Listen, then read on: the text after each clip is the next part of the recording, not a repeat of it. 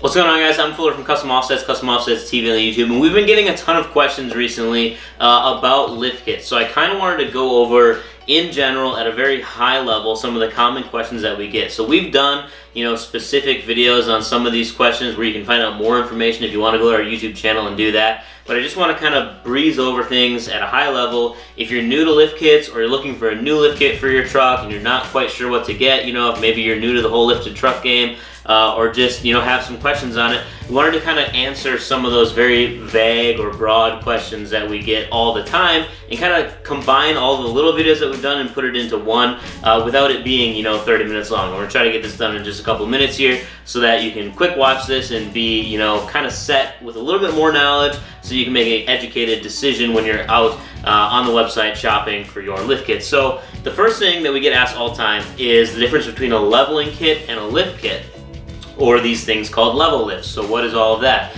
Well, a lift kit does level your vehicle in 99% of cases. So typically on a lift kit, what you're going to get is components for both the front and the rear. So that means that if you lift the front of your truck up 6 inches, you're also going to lift the back. But typically, because trucks come with rake, which is where the back of the truck sits higher than the front of the truck, you lift the front up 6 inches, and then you only need to lift the back like 4 inches, and then it sits perfectly level. So that's why you'll see a lot of times a 6-inch lift kit might come with a 4 or 5-inch rear block. So keep that in mind. Now, a leveling kit is just the front end components. So that's taking your truck that sits with rake, where the back end is taller than the front end, and you're just installing maybe a 2.5 inch leveling kit in the front to make that truck sit level. So those are the differences between the leveling kit and the lift kit. So the next thing I wanted to cover when I'm talking about all these numbers is when it comes to lift kits, it's really just simple math. So I had a guy message me on Instagram, and he asked,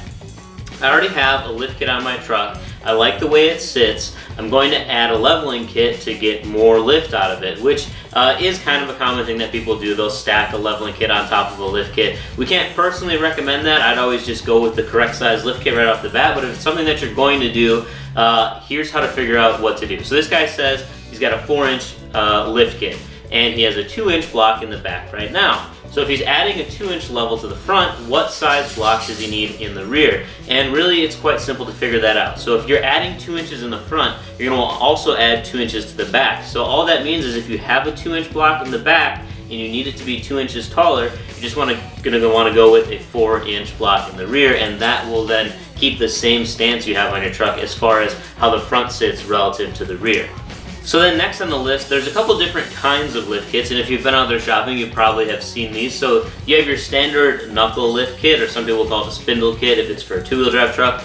So knuckle lift kit, a bracket lift kit, and then a coilover kit. So very quickly, the differences between the two. A knuckle lift kit uses new knuckles to basically create that lift for your truck. So you're taking off your stock knuckles, replacing them with a larger lifted knuckle. This also means that in a lot of kits, you're going to get new upper control arms. Now on a bracket lift kit, this is reusing all of your, well, not all, but almost all of your stock like front end components, the knuckles and everything like that, where, wow dog, you're kind of being a little loud.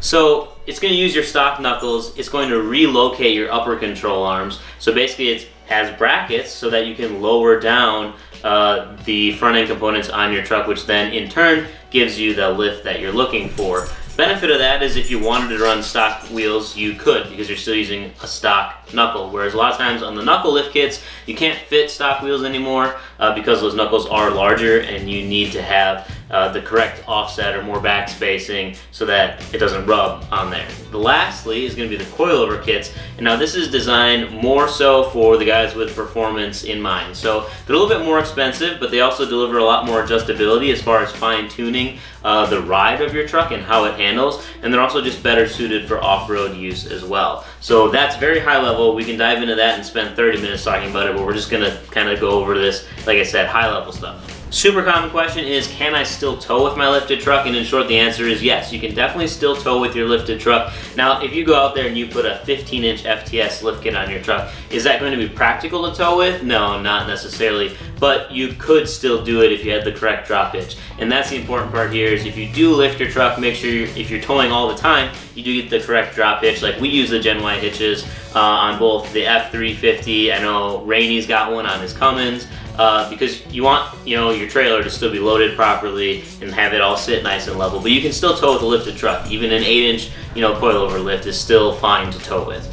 So next on the list is regearing, and now this is a super common question. We get this one all the time. If I install a 6-inch lift kit, do I need to regear my truck? I think where a lot of the confusion comes in here with regearing is that the lift kit affects it somehow. And realistically, the lift kit itself is not affecting your final drive ratio at all. It's not changing any of that. Now it allows you to run larger wheels and tires, and that's going to affect your final drive ratio, so you may want to consider regearing, but the lift kit itself does not have an impact on whether you should regear or not. And additionally, regearing is referring to the differentials. Regearing is not changing something inside your transmission. I just want to get that out there.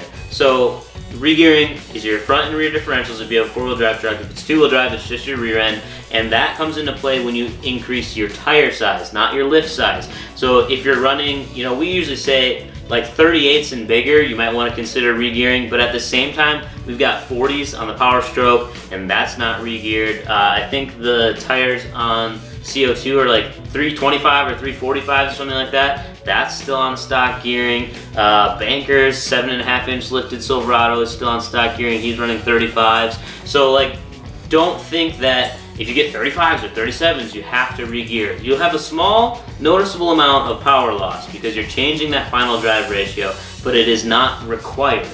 You should do it if you want to keep your same acceleration and all of that stuff. It's going to affect your top end, but it's not required. So you don't have to do it right away and save up all this money to do the lift, the wheels, the tires, regear, do everything at once. You can kind of do it in segments if you want. Also, lifting your truck. Yes, it does require cutting it if you're going to install a true lift kit. Now there are some companies out there like ReadyLift makes what's called an SST lift kit. I think the biggest you can get is about 4-inch, and you can get away without cutting up your truck. And when people say cutting up your truck in terms of lift kits, what they mean is cutting out that front cross member, because you need to cut it so you can install a new drop cross member to lower down like your front differential or your front steering rack, and change basically the mount points of your lower control arms so that you can accommodate the larger knuckles that I talked about before. So yes, you do have to cut your truck, and that also means that you can't return that truck back to stock. You could go with a smaller lift kit as long as it still has drop cross members, but it can't go back to stock. You can't just uninstall your lift kit because you'll be missing the stock part of the essentially frame that you cut out. Another common one that we get, which might surprise you, is that your 2-wheel drive lift kit will not work on a 4-wheel drive truck. So you can't just say, oh, well, I'll never put it in 4-wheel drive, I only use 2-wheel drive. It doesn't actually have to do with the drive mode of your truck. What it has to do with is the fact that the 2-wheel drive kits don't include things like front differential drops, because a 2-wheel drive truck doesn't have a front differential. So when you're shopping for lift kits, whether you're buying brand new from us on the website or you're trying to find something used, I just want to help you in general. Don't buy somebody's old 2-wheel drive lift kit and try to install it on your 4-wheel drive truck. You're going to have too many headaches, and it's just not going to be worth it. The last thing I want to touch on briefly is shocks. Now there's a whole bunch of different kinds of shocks, and we made videos specifically about that. But in general, an important thing to know before you purchase your lift kit is that you can upgrade your shocks later. So if you buy a lift kit and you just get the basic kit with the basic shocks, don't be disheartened by that, because you can still just buy the shocks later. A lot of companies, like Rough Country, is really good at just putting out there like, this shock is for a 6-inch lifted truck, this shock is for a 4-inch lifted truck. But if you can't find the company that makes that, you really just go by extended length and collapsed length. So it's pretty easy to just kind of figure out what shock you need, and it doesn't have to be exact measurements. You can kind of ballpark it. That's the beauty of a shock, is that it's a fluid piece. It can kind of adapt to the space that you put it in. So don't be too worried about getting shocks right off the bat. Now if you want it to do it the easiest way, it would just be to select that upgraded shock whenever you purchase the lift kit. If you're getting the BDS kit, a lot of them have the Fox shock standard, some of them are Fox upgrades. Zone has nice Fox upgrades. Rough Country, you can get their N3 shocks or go to Vertex shocks. There's a whole bunch of options out there. If you want to do it the easiest way, just get the upgraded shocks right off the bat, but don't be worried if later down the line you want to still add them. It's definitely something that we can help you out with.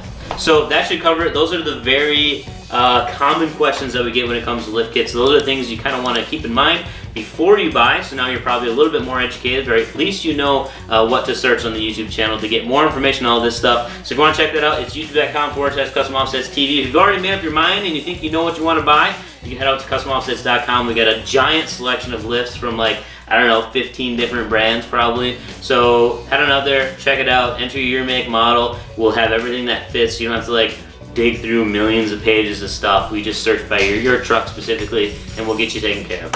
Peace.